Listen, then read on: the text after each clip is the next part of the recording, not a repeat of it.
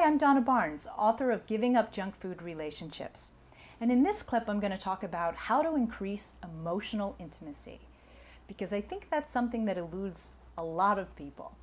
And really, it starts with knowing your feelings. You can't express yourself unless you know what you really feel. So if you're not good at that, then journaling is an excellent place to start. To just get a journal and physically write it with your hand on the paper instead of in a computer document if you want, because it helps to process your thoughts better, and you might be even really surprised at what you write down on the page. But emotional intimacy is about vulnerability. And for an awful lot of people, that's a scary thing, to allow yourself to be vulnerable to another person.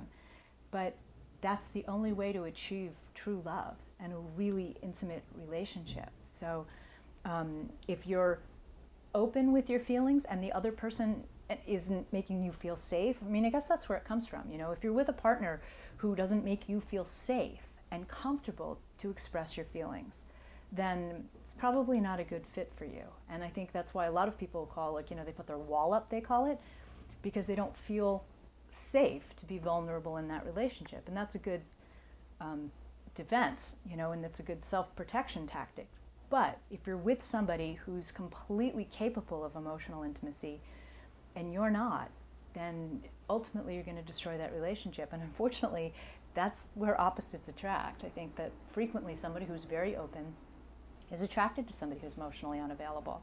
And it lasts only for a couple of years, maybe at best, but then usually the person who's emotionally open gets really frustrated with that. So start small. Start by maybe revealing a couple of things to the person that you're with that's important to you, and maybe you need to make an appointment to sit down and talk about it and say, hey, could we really talk about some things on Saturday morning? Or nothing bad, I just would like to share some things with you. Then the other person's prepared for it. And maybe let them know, this is really hard for me. I have a hard time opening up. And that alone makes you vulnerable. And if you have a good partner, they'll want to help you and they'll try to make it easier for you. So emotional intimacy starts with knowing what you feel, and then baby steps in trying to then start expressing it and being careful about who you choose to express it to. I'm Donna Barnes, author of Giving Up Junk Food Relationships.